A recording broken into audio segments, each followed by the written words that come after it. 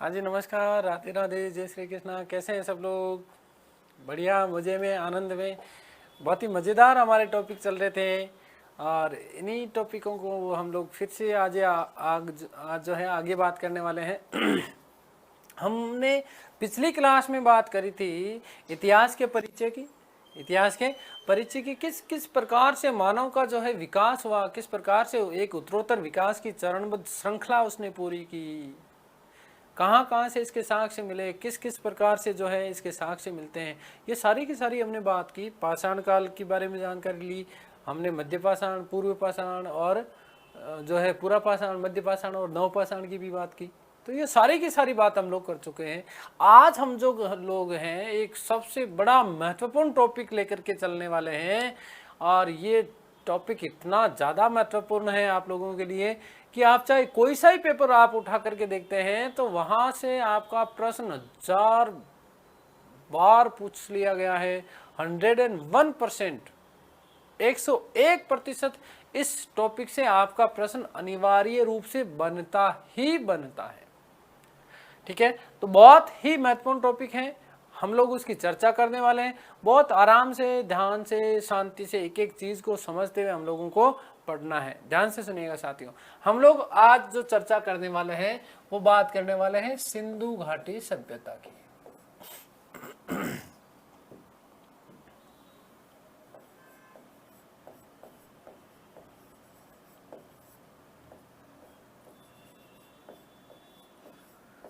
सिंधु घाटी सभ्यता। आप लोगों ने अपने जीवन में कई बार दो शब्द सुने हैं और शब्द सुना होगा सभ्यता और संस्कृति। सभ्यता और संस्कृति, तो क्या फर्क होता है दोनों में? पहला तो चीज हमारे दिमाग में यही आनी चाहिए कि सभ्यता क्या है और संस्कृति क्या है। सभ्यता क्या है और संस्कृति क्या है, दोनों में बेसिक रूप से क्या फर्क हो सकता है। तो एक तरीके से हम बात करें सभ्यता की तो ध्यान से सुनिएगा, हमने मानव के विकास की बात की है। मानव के विकास की बात की कि किस प्रकार से उत्तरोत्तर इसने मानव ने एक विकासबद्ध जो है एक श्रृंखला के रूप में विकास किया और आधुनिक मानव जिसे हमने बात कहा था होमोसेपियंस, इसका स्वरूप ग्रहण कर लिया। आज जो ये भौतिक आप जो स्वरूप देख रहे हैं, ये जो भौतिक स्वरूप आप देख रहे हैं, ये एक विकासबद्ध श्रृंखला का ही तो परिणाम है। किस प्रकार से इसने क्या किया है, विकास किया है। तो दोस्तों ध्यान से सुनिएगा कि सभ्यता का मतलब क्या है कि मानव ने किस प्रकार से एक तरीके से विकास किया। क्या क्या किया, विकास। तो एक तरीके से हम जो मानव का जो विकास है, मानव का जो विकास है, इस विकास को हम सभ्यता के रूप में कह सकते हैं कि किस तरीके से चरणबद्ध श्रृंखला से जो है इसने मानव ने विकास किया। सभ्यता विकास का द्योतक है कि कौन कौन सी चीजें थी, कौन कौन सी जो है नगरों का विकास हुआ, किस प्रकार से हुआ, क्या क्या व्यापार वाणिज्य किस तरीके से विकास हुआ, किस प्रकार से धार्मिक हमारी मान्यताएं बनती गई, हमने किस प्रकार से मातृदेवी की पूजा की। तो सभ्यता कहीं ना कहीं विकास की द्योतक है। लेकिन यदि हम संस्कृति की बात करें, हम किसकी बात करें, संस्कृति की बात करते हैं, तो संस्कृति आपको पता है कि इस विकास के चरणों के द्वारा मानव ने जो जो चीजें अपने जीवन का अभिन्न स्वरूप बना दिया या मानव ने जिनको अभिन्न रूप से अपना लिया, भाई वस्त्र पहनना संस्कृति हो गई। आदि मानव प्रारंभिक समय में मैंने आपको जो है दिखाया था ना कि किस प्रकार से नग्न अवस्था में रहता था, कुछ पता ही नहीं था। तो धीरे धीरे जैसे जैसे उसका मानव का विकास हुआ, सभ्यता बढ़ती गई, सभ्यता का जिस जिस रूप में विकास हुआ, स्थायी बसावट भी उसमें आई है, धीरे धीरे ग्रामीण स्वरूप भी लिया, जो है नगरीय स्वरूप भी लिया। तो एक तरीके से विकास हुआ। इस दौरान जो हुआ, इस दौरान जो चीजें हुई, किस प्रकार से मानव ने अपने जीवन का अटूट हिस्सा बना लिया जिन जिन चीजों को, वो चीजें क्या है, हमारी संस्कृति। अतिथि देवो भव क्या है, संस्कृति। होली, दिवाली, सारी चीजें हम त्योहार है, हमारे संस्कृति का द्योतक है। तो सभ्यता और संस्कृति एक दूसरे के पूरक हैं। सभ्यता और संस्कृति एक दूसरे के पूरक हैं। जहां सभ्यता मानव विकास को प्रदर्शित करता है, तो इसी विकास के दौरान मानव ने जो चीजें अपने जीवन का अभिन्न अंग बना लिया, जिन चीजों को, वो हमारी संस्कृति का हिस्सा होते गई। तो सभ्यता और संस्कृति जो है वो एक दूसरे के द्योतक हैं, एक दूसरे के अभिन्न अंग हैं, कभी भी इनको एक दूसरे से अलग नहीं किया जा सकता। आ गई बात समझ में? तो हम बात कर रहे हैं आज सिंधु घाटी सभ्यता की, बहुत ही महत्वपूर्ण टॉपिक है।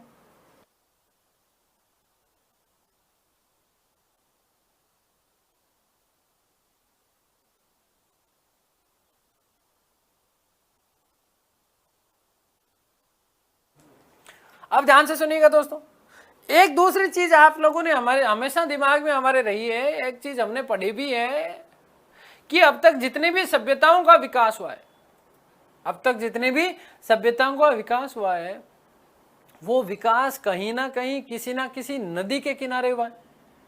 जब हमने बात करी थी स्थायी बसावट की, किसकी? स्थायी बसावट की। और स्थायी बसावट वाले इस समय में भी मैंने जब आपको जो है जो तस्वीर आपको दिखाई, तो इस तस्वीर में इस प्रकार का कुछ तस्वीर थी, यस और नो? नदी के किनारे, किसके किनारे? नदी के किनारे। यहां से कोई मानव आ रहा था, ठीक है, और इस प्रकार से जो है वो कुछ सामान लेके आ रहा है। यहां पे आग जल रही थी, ठीक है, लोग कुछ बैठे हैं, अंदर पति पत्नी बैठे थे, याद है ना आपको सारी चीजें, इस प्रकार से, ठीक है। यहां पर कोई एक व्यक्ति था जो है पत्थर से जो है हथियारों का निर्माण कर रहा था, ठीक है। तो इस प्रकार से ध्यान से सुनिएगा, मैं चीजें आप लोगों को ये क्यों समझा रहा हूं, क्योंकि कहीं ना कहीं यदि मानव का जो फेवरेट जो एरिया रहा है वो कहीं ना कहीं नदी क्षेत्र रहा है। कौन सा क्षेत्र रहा है? नदी क्षेत्र। अब ये नदी क्षेत्र क्यों रहा, उसके पीछे कोई ना कोई कारण तो रहा होगा ना भैया, कि मानव ने जितने भी मानव सभ्यताओं का विकास हुआ है, या मानव के जो प्रारंभिक जो निवास के जो साक्ष्य मिलते हैं वो कहीं ना कहीं नदी घाटी से मिलते हैं। तो कोई ना कोई कारण रहा होगा। पहला कारण क्या भाई, नदी के आसपास की जो भूमि होगी, यहां वाली जो नदी के आसपास की पेटे की जो भूमि होती है, ये सर्वाधिक उपजाऊ होती है। सर्वाधिक क्या है? उपजाऊ होती है, यस और नो? दूसरी, पीने के लिए पानी तुरंत प्रवाह से मिल जाता था। फिर इसी में जलीय जीव जिनका वो क्या कर सकता था, शिकार कर सकता था, खाने के लिए चीजें मिल जाती थी। आगे बात समझ में? तो कहीं ना कहीं ध्यान से सुनना कि प्रारंभिक समय में मानव ने जो है जिस प्रकार से मानव का विकास हुआ वो कहीं ना कहीं नदी घाटी सभ्यता के पास में ही हुआ। नदियों के समीप रहना पसंद करता था। क्यों? क्योंकि एक तो आसपास का उपजाऊ क्षेत्र, भाई कृषि भी अधिक होगी। दूसरा चीज क्या, पीने के लिए पानी की भी व्यवस्था हो जाती थी। और फिर यदि कभी किसी व्यक्ति को एक स्थान से दूसरे स्थान जाना है तो वो नावों का भी प्रयोग करता था, इधर जाना हो चाहे इधर जाना हो, ठीक है ना। तो नदी जो था वो परिवहन का साधन भी था। क्योंकि यदि हम प्रारंभिक समय की यदि हम बात करते हैं तो उस समय इतना ज्यादा परिवहन का साधन हमारे पास में था ही नहीं। हमारे पास परिवहन का साधन था ही नहीं था, तो इसलिए कहीं ना कहीं जो था वो नदी परिवहन के रूप में भी कार्य करती थी। सबसे बड़ी महत्वपूर्ण बात है ये। तो अब तक की जितने भी संसार में जो सभ्यताओं का जिनका हम बात करते हैं, जिनकी हम जिक्र करते हैं, वो किसी ना किसी नदी घाटी के किनारे हुई है। नदियों के किनारे विकास हुआ इनका। और नदियों के किनारे विकास क्यों हुआ, मैंने ये बात आप लोगों को समझा दी है, क्लियर हो गई होगी आपको, क्योंकि नदी के पेटे पर क्या क्या चीजें होती थी, सारी चीजें क्लियर है। अब हम बात करते हैं सभ्यता की। तो दोस्तों ध्यान से सुनिएगा, यदि अब तक हम संसार में बात करें सभ्यताओं की, तो अब तक सबसे बड़े जो सभ्यता जो आती है निकल करके हमारे सामने, वो 4 सभ्यताएं विशेष रूप में आती है हमारे सामने। 4 सभ्यताओं का जिक्र हम विशेष रूप से करते हैं। और कौन कौन सी सभ्यताओं का? अब तक संसार में जो विश्व में 4 सभ्यताएं हमें जात हैं उनके बारे में बात कर लेते हैं। विश्व की 4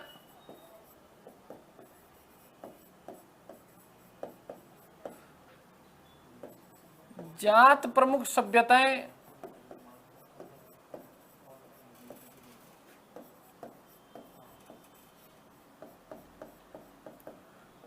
कौन कौन सी?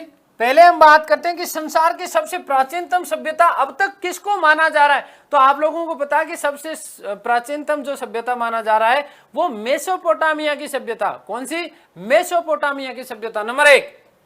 और मैंने आपको कहा ना कि वो किसी ना किसी नदी के किनारे हुई है हमेशा और हमेशा। तो एक तरफ तो मैं आपके सामने नाम लिख रहा हूँ सभ्यता का, और दूसरी तरफ मैं आपके सामने नाम लिख रहा हूँ कि कौन सी नदी के किनारे, कौन सी नदी के किनारे इस सभ्यता का विकास हुआ।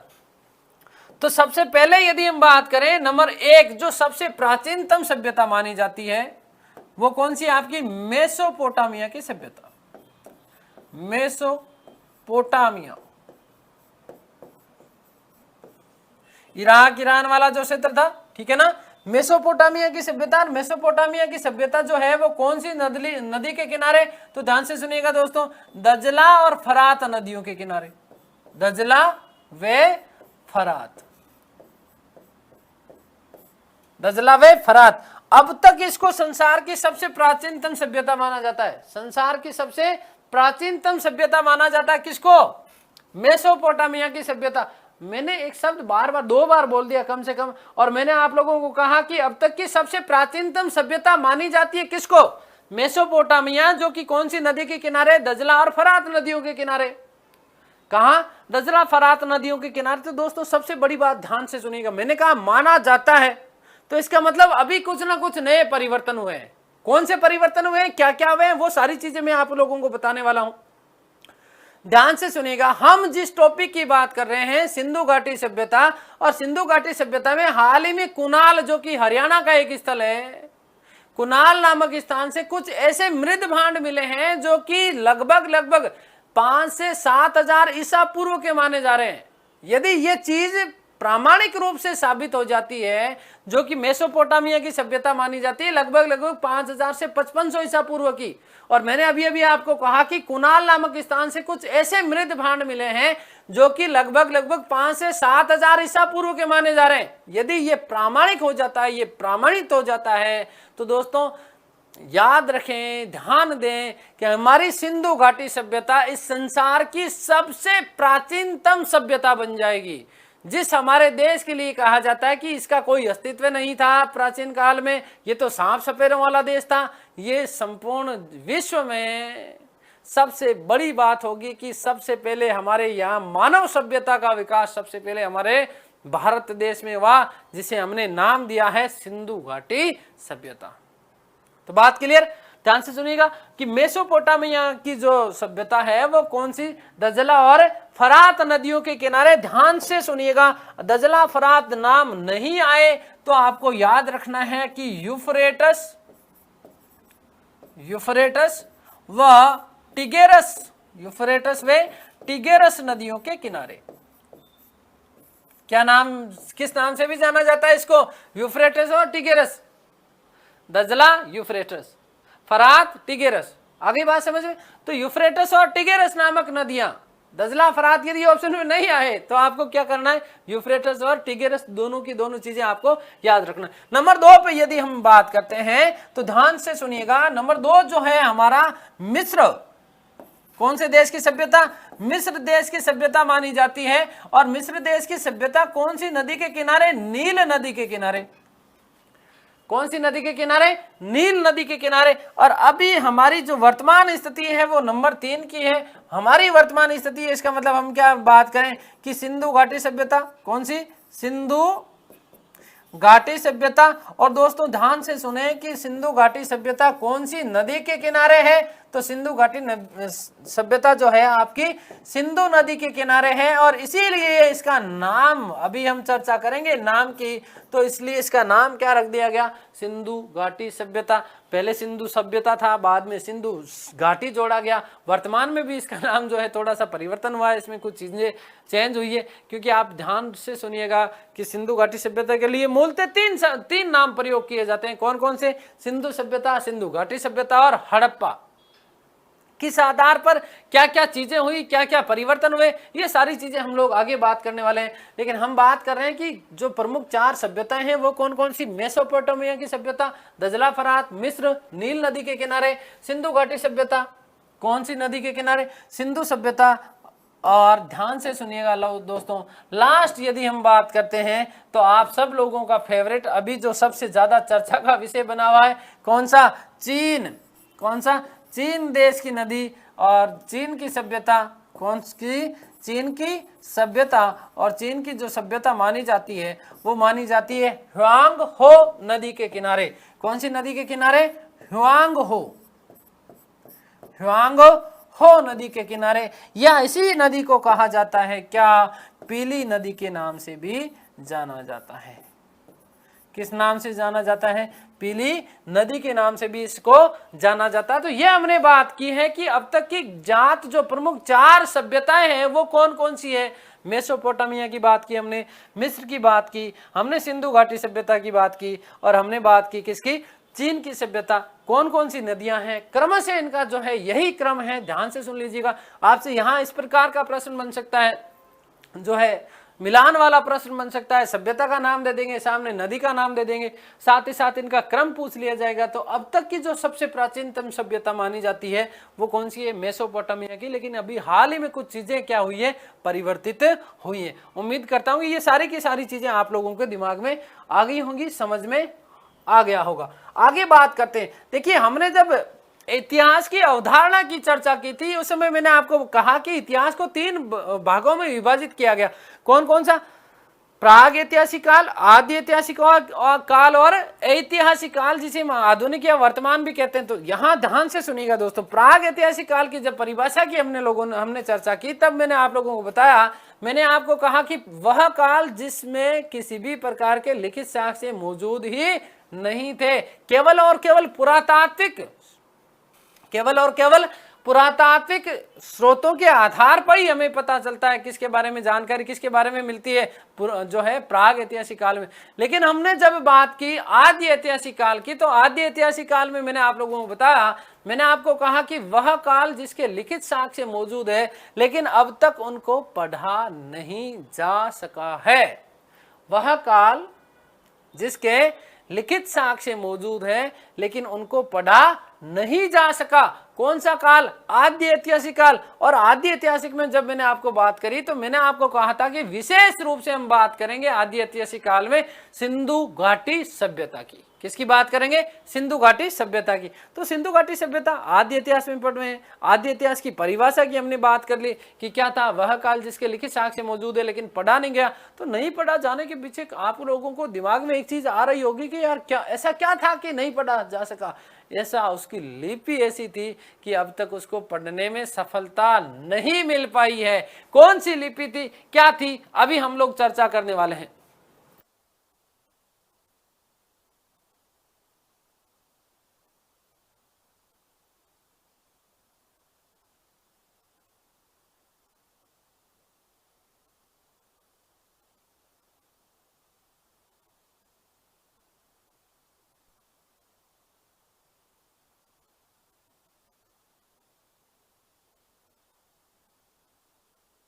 चलिए,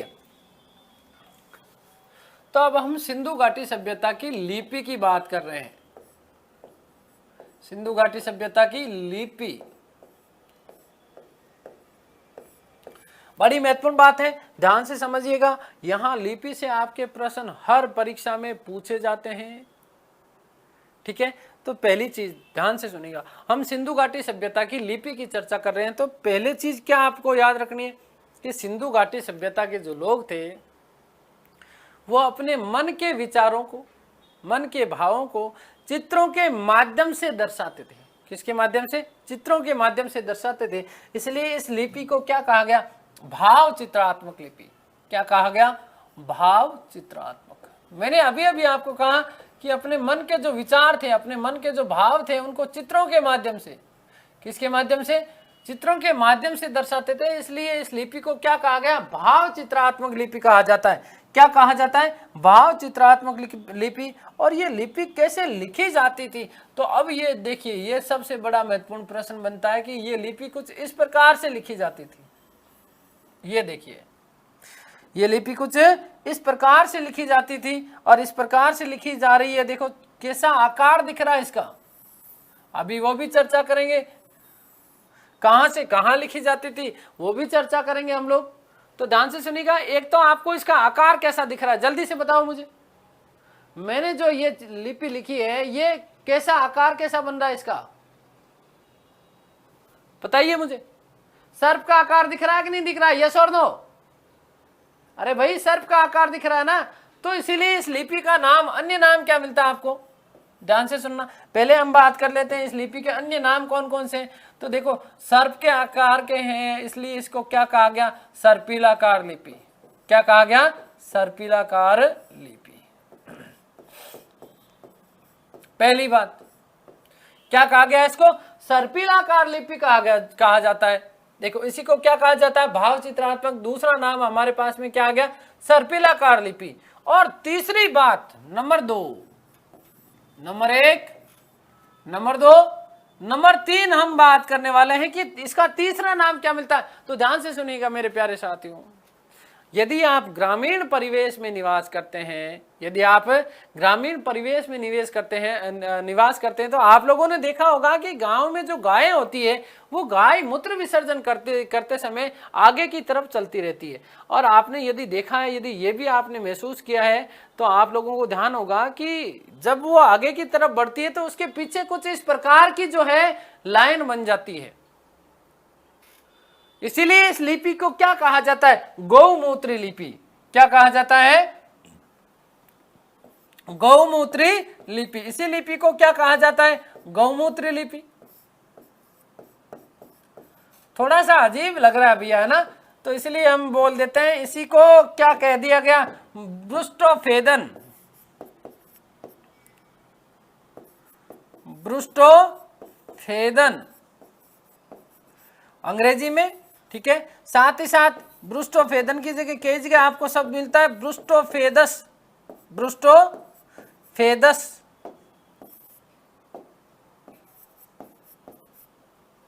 और कई जगह आपको शब्द मिलेगा ब्रुस्टोफेदम।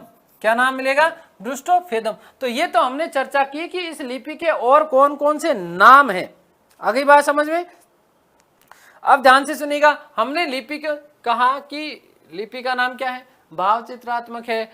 इसी को सर्पिलाकार लिपि, इसी को गौमूत्री लिपि, इसी को ब्रुस्टोफेदन, ब्रुस्टोफेदस या ब्रुस्टोफेदम लिपि भी कहा जाता है। अब आगे हम लोग जो है चर्चा करने वाले, ध्यान से देखिएगा। इस लाइन को आप लोगों के सामने दिखाई दे रही होगी और इसकी अंतिम लाइन भी देख लीजिए, दिख रही है। जूम करूं इसको थोड़ा, लो ध्यान से देखो। पहली जो इसकी ये लाइन है कहां से प्रारंभ हो रही है, दाएं से बाएं, राइट टू लेफ्ट जा रही है, इधर से प्रारंभ हो रही है। देखो ये ऐसे प्रारंभ नहीं हो रही है, यूं नहीं चल रही है ना, उल्टी चल रही है, यूं। आगे बात समझ में। तो इसका मतलब देखो कहां से पहली लाइन जो है इस लिपि की पहली लाइन कैसे लिखी जा रही है, दाएं से बाएं। ये भी आपका सबसे महत्वपूर्ण प्रश्न बनता है कि सिंधु घाटी सभ्यता की लिपि जो है कहां से कहां कैसे लिखी जाती थी। तो पहली लाइन की इसकी यदि हम बात करते हैं, इसकी कौन सी लाइन, फर्स्ट लाइन। इसकी कौन सी लाइन है, फर्स्ट लाइन।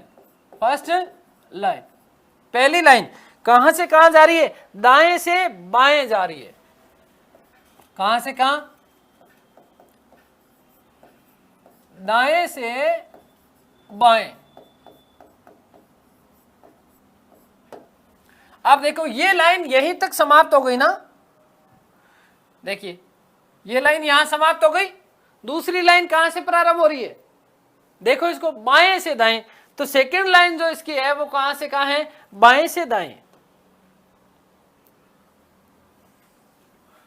सेकंड लाइन कहां है, बाएं से दाएं।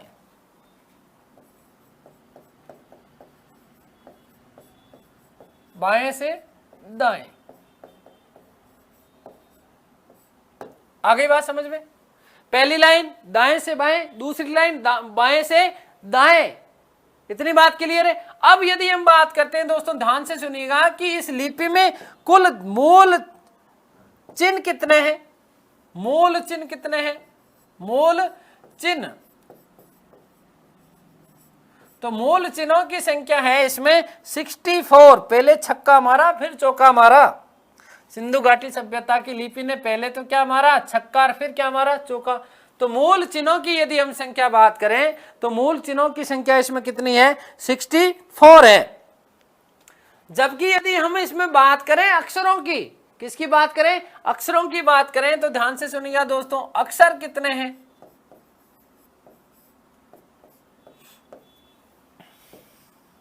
तो अक्षरों की संख्या यदि हम बात करें तो अक्षर आप लोगों को याद रखना है कि सिंधु घाटी सभ्यता की जो लिपि है उसमें 250 से लेकर के 400 के बीच जो है चित्राक्षर मिलते हैं। क्या मिलते हैं, चित्राक्षर मिलते हैं।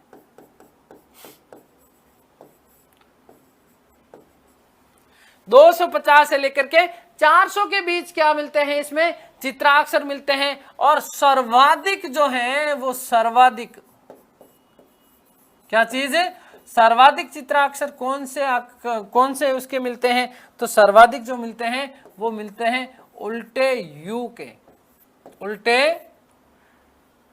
यू आकार।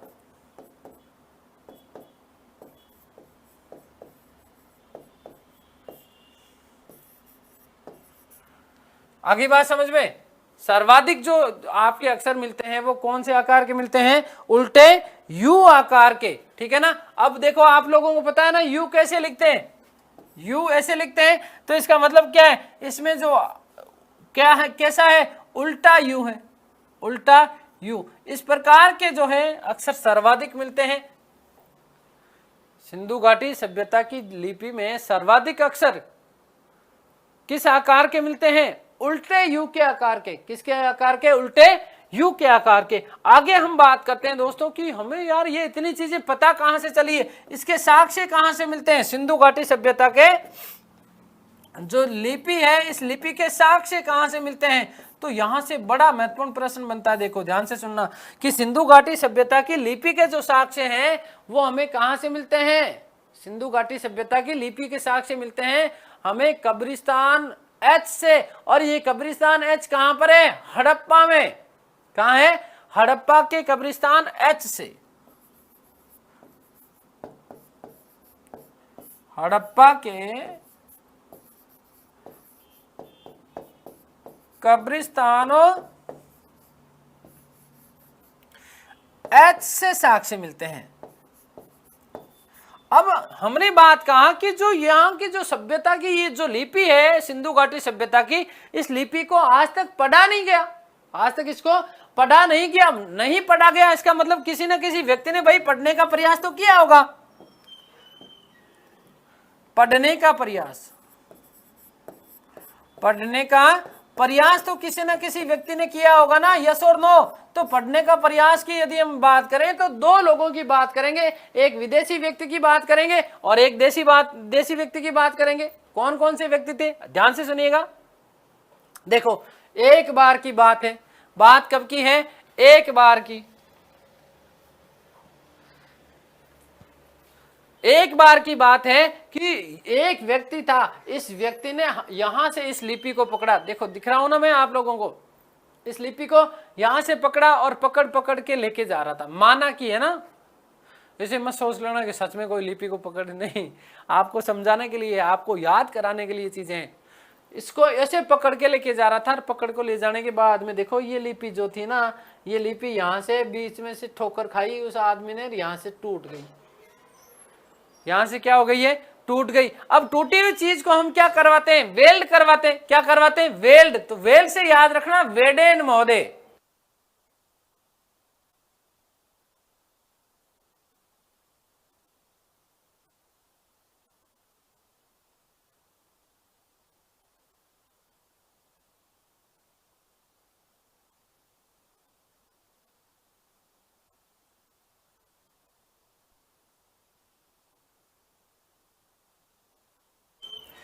तो पढ़ने का प्रयास सर्वप्रथम किसके द्वारा किया गया, वेडेन महोदय के द्वारा। सर्वप्रथम प्रयास, सर्वप्रथम प्रयास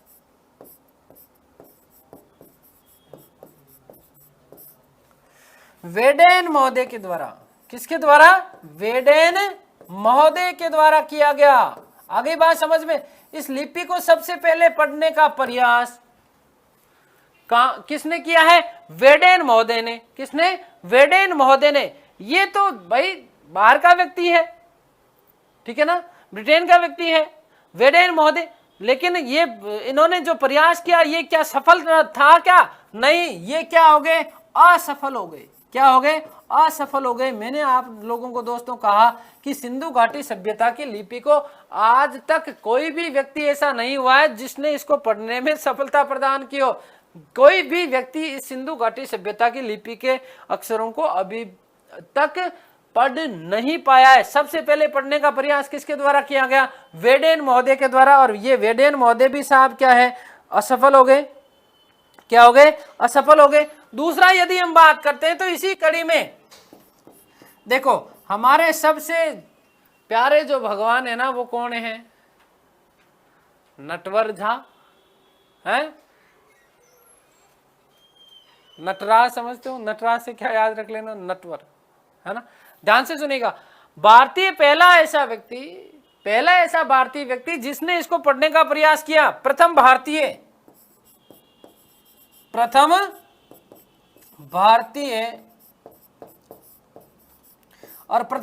कौन थे? नटवर झा। कौन थे? नटवर झा, जिन्होंने इस लिपि को पढ़ने का प्रयास किया।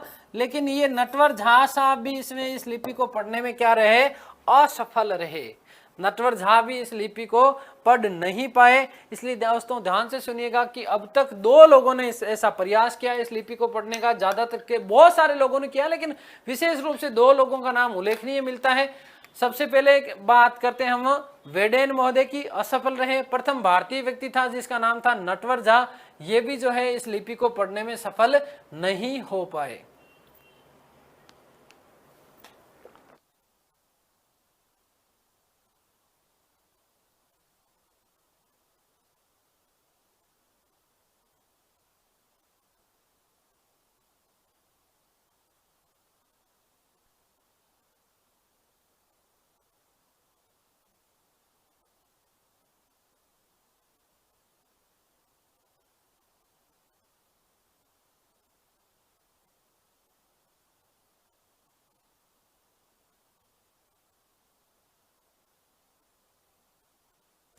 तो ये हमने बात कर ली सिंधु घाटी सभ्यता की लिपि कौन सी थी, किन किन लोगों ने इसको पढ़ने का प्रयास किया लेकिन असफल रहे। कुल कितने मूल चिन्ह इसमें 64 हैं। अक्षर कितने हैं? 250 से 400 के बीच में हैं। साक्ष्य हमें कहाँ से मिलते हैं? हड़प्पा के कब्रिस्तान एच से मिलते हैं। ये क्या है हड़प्पा का कब्रिस्तान एच? जब हम हड़प्पा पढ़ेंगे, सिंधु घाटी सभ्यता की बात करेंगे, तब हम लोग सारी चर्चा इसमें विशेष रूप से बात करने वाले हैं। सर्वाधिक जो इसके अक्षर मिलते हैं वो कैसे हैं? उल्टे यू के आकार के हैं। कैसे हैं? उल्टे यू के आकार के मिलते हैं। पढ़ने का प्रयास 2 लोगों ने विशेष रूप से, सर्वप्रथम प्रयास वेडेन महोदय ने, असफल रह गए। प्रथम भारतीय व्यक्ति जिनका नाम क्या था? नटवर झा, ये भी क्या रहे? असफल रहे। क्या रहे? ये भी असफल रहे। ये भी पढ़ने में सफल नहीं हो पाए। साथ ही साथ हमने बात की इस लिपि के कौन कौन से नाम हैं? तो भाव चित्रात्मक या चित्रात्मक लिपि, सर्पिलाकार लिपि, इसी को गोमूत्री लिपि भी कहा जाता है। इसी को हमने ब्रुस्टोफेदन, ब्रुस्टोफेदस और ब्रुस्टोफेदम कहा। दोस्तों हम लोग बात कर रहे हैं, हम लोग चर्चा कर रहे हैं सिंधु घाटी सभ्यता की। और सिंधु घाटी सभ्यता में अब हम थोड़ी सी बात करने वाले हैं कि किस प्रकार से ये सिंधु घाटी सभ्यता, किस प्रकार से ये सिंधु घाटी सभ्यता लोगों के सामने आई। कैसे लोगों को पता चला कि यार ये सिंधु घाटी सभ्यता है। सबसे पहले कौन कौन सी ऐसी घटनाएं हुई, कौन कौन सी ऐसी घटनाएं हुई कि लोगों को पता चला कि ये भी कोई एक सभ्यता है जिसे हमने नाम दिया है सिंधु घाटी सभ्यता। कैसे नाम पड़ा इसका वो भी हम लोग सारी चर्चा करने वाले। तो ध्यान से सुनिएगा। हम बात कर लेते हैं थोड़ा सा सिंधु के अतीत की, कि किस प्रकार से ये हमारे सामने प्रकाश में आई। तो सिंधु का अतीत,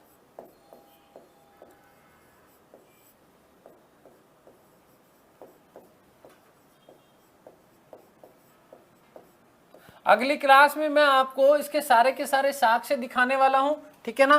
किस प्रकार की लिपि थी, कैसे अक्षर लिखे जाते थे, कहां कहां से लिपि के साक्ष्य मिले हैं, वो भी हम लोग बात करें। किस किस पर इसकी लिपि उत्कीर्ण है, ठीक है ना। अगली क्लास में विद फोटोज आपके लिए जो है मैं आपको दिखाने वाला हूं ये सारी चीजें। अभी हम बात कर लेते हैं सिंधु घाटी सभ्यता के अतीत की।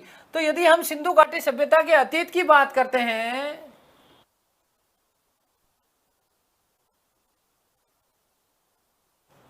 सिंधु घाटी सभ्यता की यदि अतीत की हम बात करते हैं तो ध्यान से सुनिएगा, सबसे पहले एक व्यक्ति था।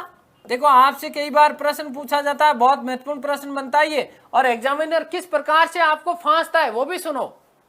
आपसे प्रश्न क्या पूछा जाता है कि सिंधु सभ्यता की सबसे पहले जानकारी या सिंधु घाटी सभ्यता, घाटी सभ्यता की सर्वप्रथम जानकारी, की सर्वप्रथम जानकारी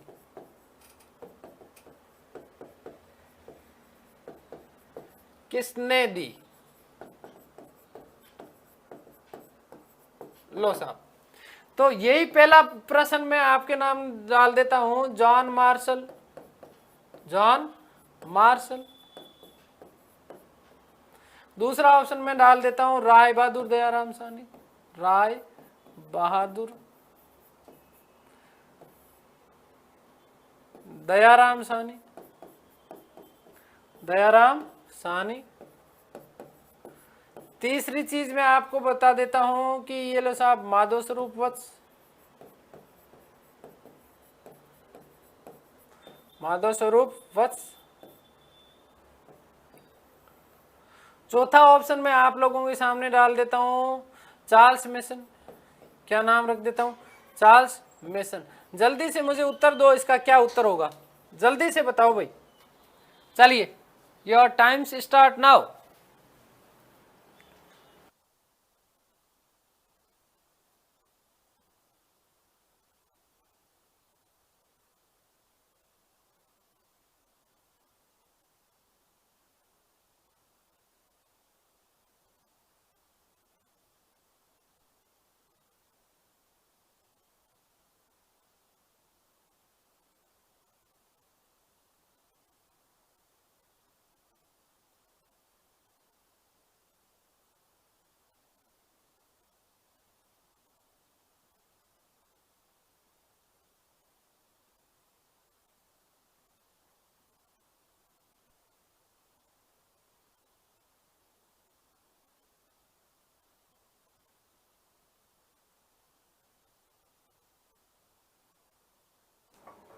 चलिए, मेरे हिसाब से आप लोगों ने, मुझे लग रहा है जो ज्यादा उत्तर दिया है वो क्या उत्तर होने वाला है, राय बहादुर दयाराम साहनी बिल्कुल सही उत्तर है ना? शाबाश, गलत है। क्या है? गलत है। कैसे है? अब ध्यान से सुनिएगा, क्योंकि मैंने आपको कहा ना, एग्जामिनर आपके दिमाग के साथ में खेलता है भैया। नौकरी कोई हलवा नहीं है जो आपको ऐसे थाली में परोस के दे देगा, दिमाग के साथ में खेलता है। कैसे खेलता है? मैंने शब्द क्या लिखा कि सबसे पहले उल्लेख किसने किया, सबसे पहले सिंधु घाटी सभ्यता का उल्लेख किसने किया, सिंधु सभ्यता के बारे में जानकारी किसने दी है, सर्वप्रथम जानकारी देने वाला व्यक्ति कौन है? तो ध्यान से सुनिएगा, एक व्यक्ति था जिसका नाम था चार्ल्स मेसन। क्या नाम था? Charles mason. इस चार्ल्स मेसन ने सर्वप्रथम 1826 के आसपास, कब? 1826 के आसपास, ये वर्तमान पंजाब की बात कर रहा हूं मैं, पंजाब, वर्तमान पंजाब प्रांत।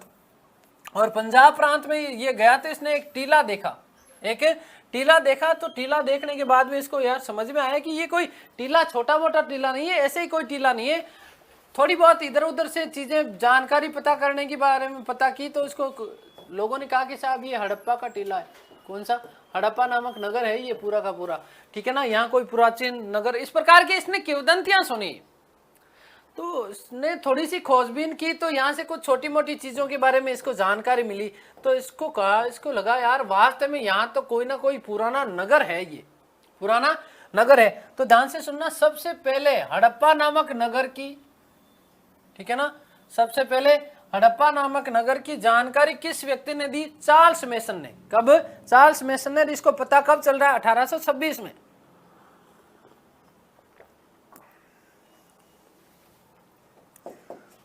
तो सर्वप्रथम जानकारी, सर्वप्रथम जानकारी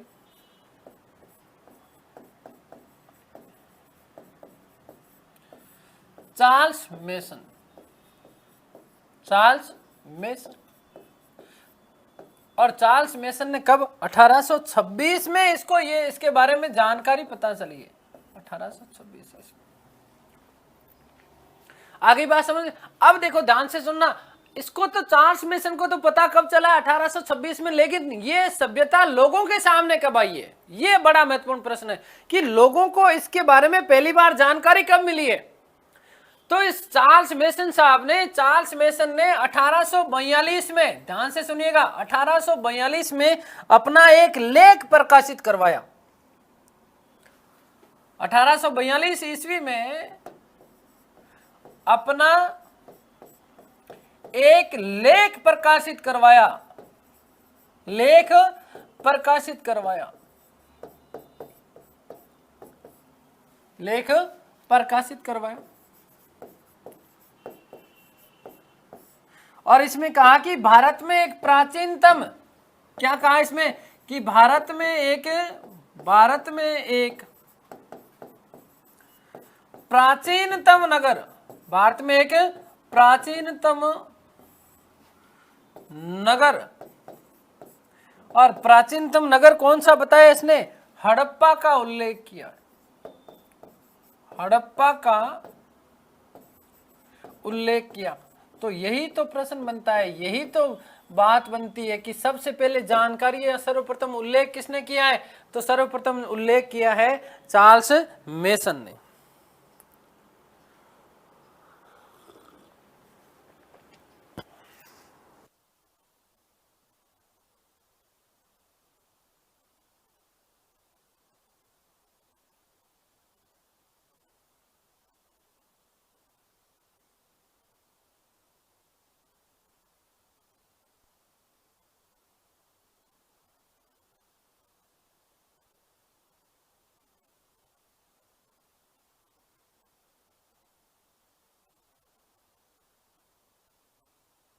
आगे बात समझ में क्लियर। उसके बाद देखो ये नंबर 1। नंबर 2 हम बात कर रहे हैं कि हड़प्पा का अतीत या सिंधु घाटी सभ्यता का अतीत। पहली बार चार्ल्स मेसन ने बात कह दी, और चार्ल्स मेसन ने बात जब कही तो लोगों ने ज्यादा ध्यान नहीं दिया, लोगों ने ज्यादा ध्यान नहीं दिया कि हाँ यार होगा कोई पुराना नगर, क्या करें, है तो है, लोगों ने ज्यादा ध्यान नहीं दिया। लेकिन उसके बाद एक और घटना हुई। 1834 में एक व्यक्ति था जिसका नाम था बर्नेस।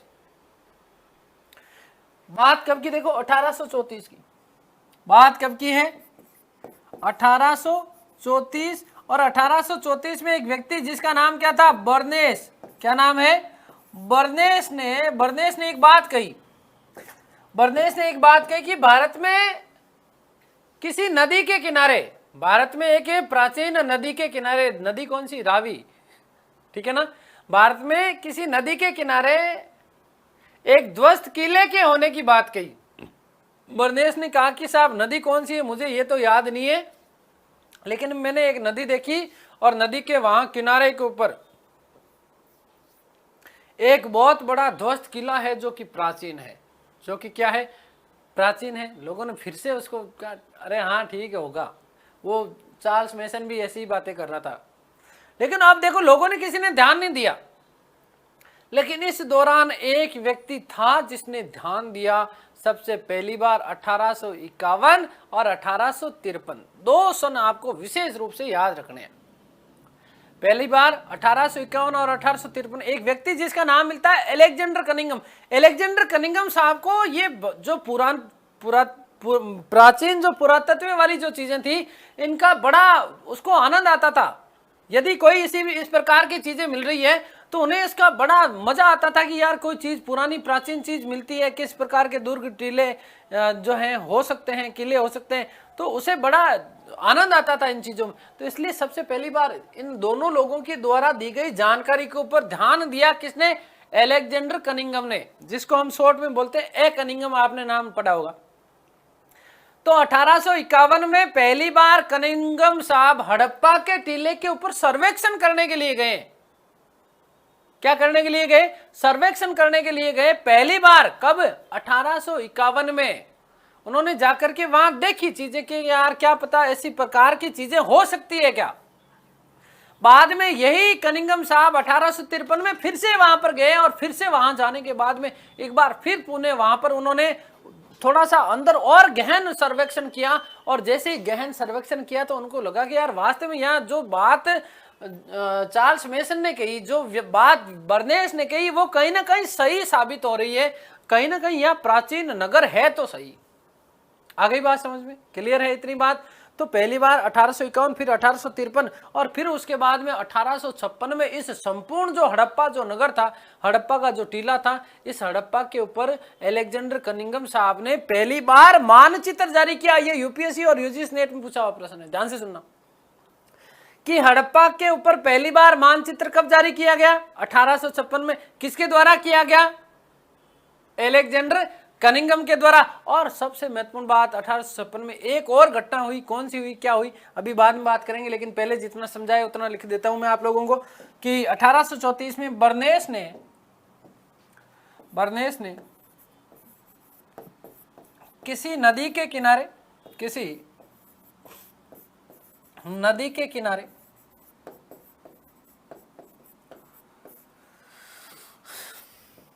ध्वस्त किले के होने की बात कही। ध्वस्त किले के होने की बात कही।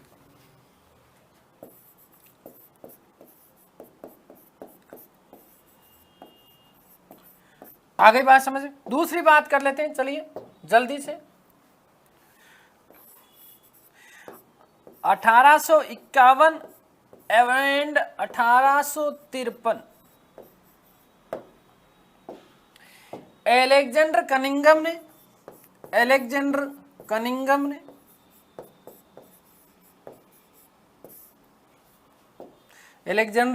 कनिंघम ने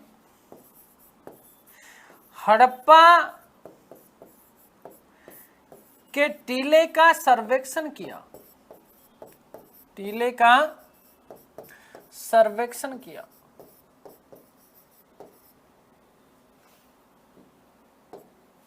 हड़प्पा टीले का सर्वेक्षण किया। और सबसे महत्वपूर्ण बात ध्यान से सुन लीजिएगा कि 1856 में कनिंघम ने पहली बार 1856 ईस्वी में, स्टार बना रहा हूं इस बात को, हड़प्पा पर पहली बार मानचित्र जारी किया गया। हड़प्पा का पहली बार मानचित्र जारी किया गया।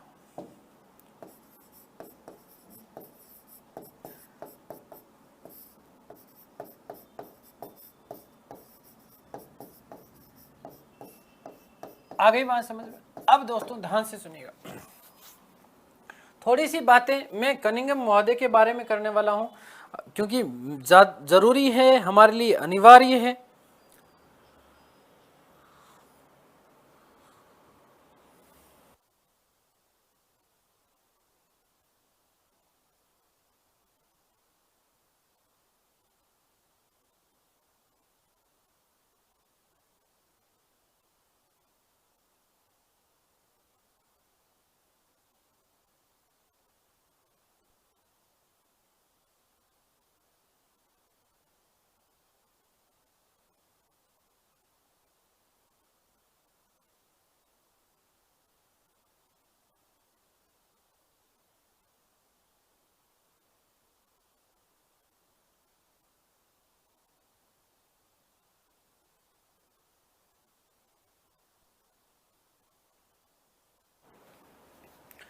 अब यहां पर एक बात मैं आप लोगों के लिए नोट लगा करके लिख रहा हूं, देखो महत्वपूर्ण बात है। महत्वपूर्ण बात क्या है?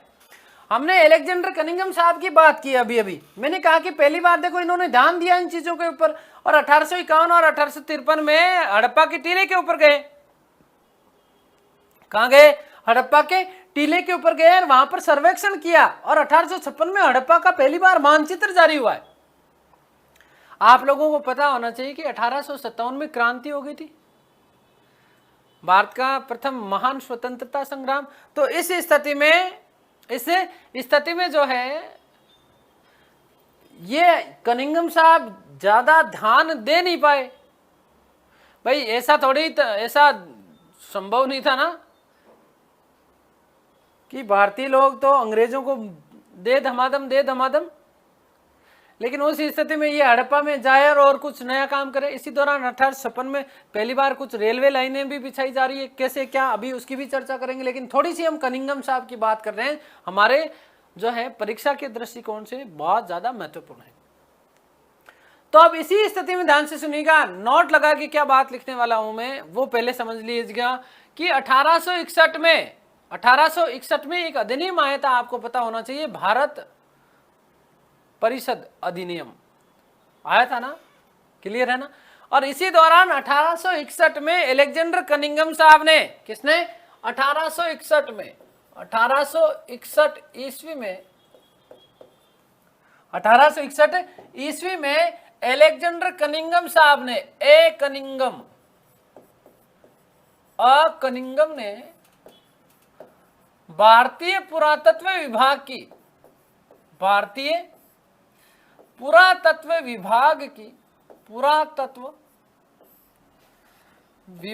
की स्थापना की।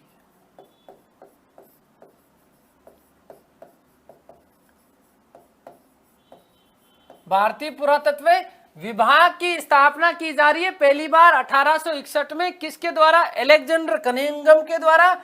और इसीलिए अलेक्जेंडर कनिंघम को भारतीय पुरातत्व का जनक कहा जाता है। अलेक्जेंडर कनिंघम को भारतीय पुरातत्व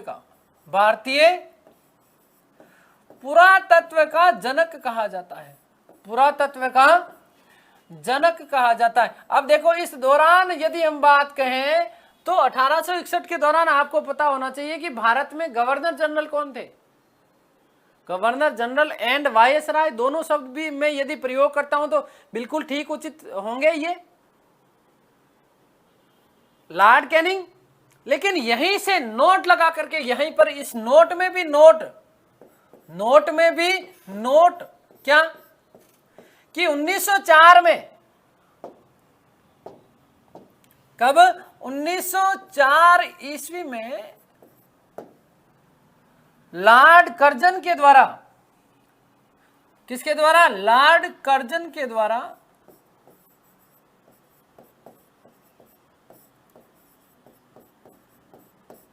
इसका नामकरण, इस विभाग का नामकरण, भारतीय पुरातत्व विभाग जो था ना, इसका नामकरण किस रूप में किया गया, इसका नामकरण यहीं से याद रख लीजिएगा आपको, भारतीय पुरातत्व एवं सर्वेक्षण विभाग, भारतीय पुरातत्व एवं सर्वेक्षण विभाग,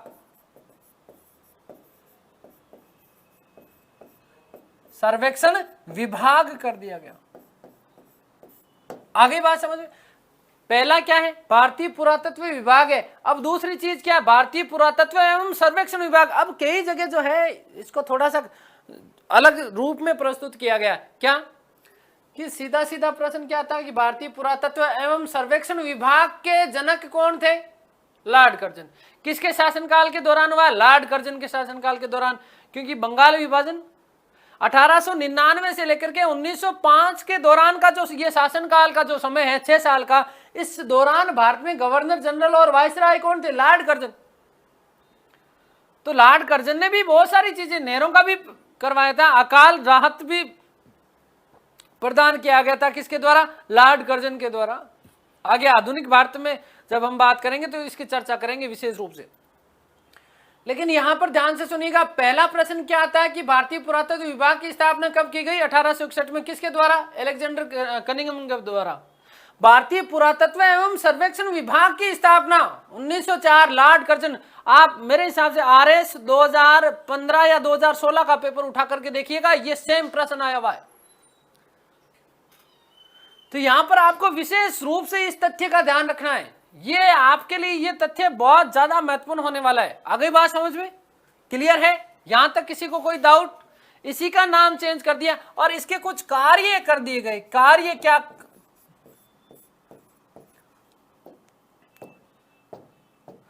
भारत में प्राचीन इमारतों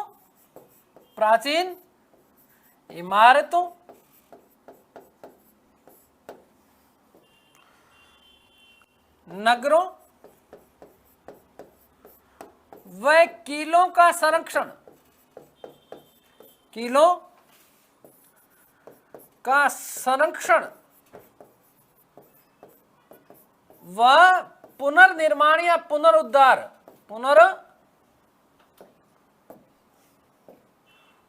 पुनर्निर्माण, संरक्षण और पुनर्निर्माण, इस प्रकार की जो चीजें की जा रही थी किसके द्वारा?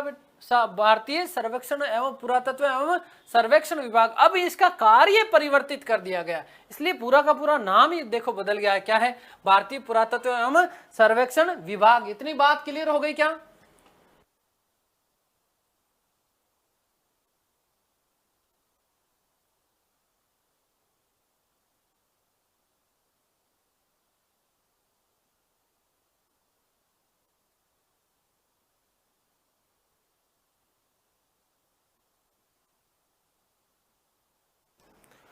अगली बात, अब हम लोग जो है देखिए, आप लोगों के लिए महत्वपूर्ण बात थी इसलिए मैंने आप लोगों को बता दिया। अब यहीं पर दोस्तों ध्यान से सुनिएगा कि 1856 में, कब? 1856 में कराची से लाहौर मुल्तान के लिए रेलवे लाइनें बिछाई जा रही थी। 1856 ईस्वी में, 1856 ईस्वी में कराची से लाहौर, कराची से लाहौर मुल्तान हेतु, लाहौर मुल्तान, मुल्तान का सुल्तान पता है ना कौन है? कराची से लाहौर मुल्तान हेतु रेलवे लाइन बिछाए जाने का कार्य चल रहा था। रेलवे लाइन, क्या चीज है? रेलवे लाइन बिछाई जा रही थी।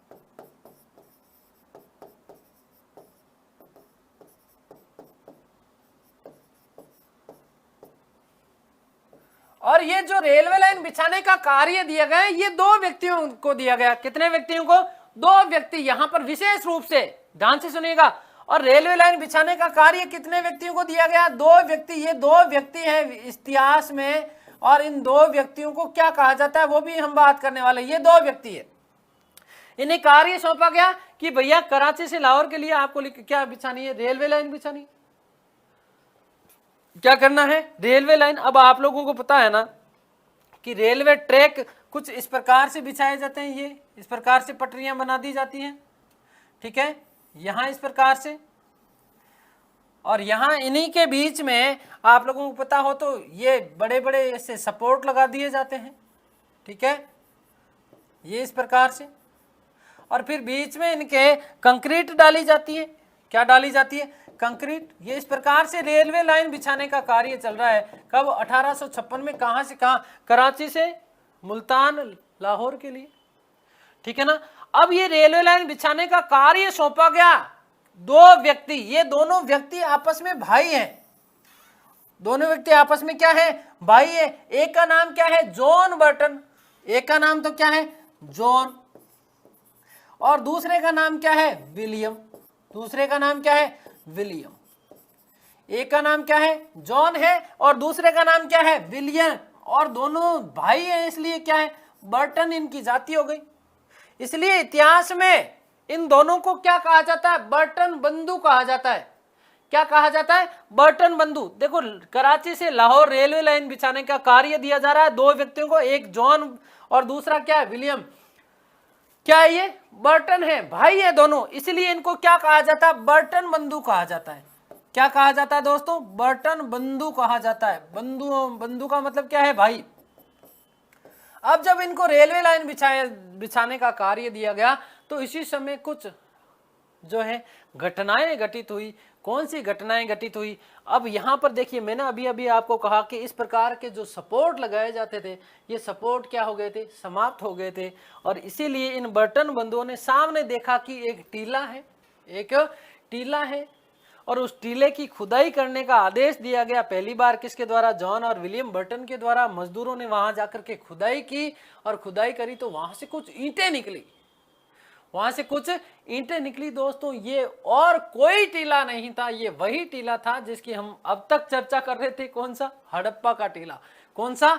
हड़प्पा का टीला। तो पहली बार जॉन और विलियम बर्टन के आदेशों से 1856 में जब वहां कराची से लाहौर रेलवे लाइन बिछाई जा रही थी, तब बर्टन बंधु के आदेशों से पहली बार हड़प्पा के टीलों से क्या निकाली गई? कुछ ईंटें निकाली गई, कुछ ईंटें निकाली गई। और क्या क्या घटनाएं हुई, किस प्रकार से ये चीजें हैं, सिंधु घाटी सभ्यता हमारे लिए पूर्ण रूप से प्रकाश में आई, कौन कौन सी घटनाओं को हम लोग जो है इसके लिए जिम्मेदार मानते हैं। आप लोगों को यह भी पता होना चाहिए कि भारत में रेलवे के जनक किसको कहा जाता है? लॉर्ड डलहौजी को। पहली बार भारत में रेलवे सेवाएं जो है लॉर्ड डलहौजी के काल में प्रारंभ की गई थी। 16 अप्रैल 1853 को भारत में प्रथम रेल चली बम्बई से थाने के मध्य 33 किलोमीटर। इसी के साथ में बहुत सारी हम लोग अभी और चर्चा करने वाले हैं, और ये सारी की सारी चर्चा करेंगे हमारी अगली क्लास में। तब तक के लिए ईश्वर से कामना करता हूँ कि आप सभी स्वस्थ रहें, तंदुरुस्त रहें, मस्त रहें, और आपका पूरा परिवार स्वस्थ रहे। ईश्वर आपको आपकी मनवांछित सफलता प्रदान करे। इन समस्त शुभकामनाओं के साथ मैं आपसे विदा लेता हूँ। नमस्कार, धन्यवाद।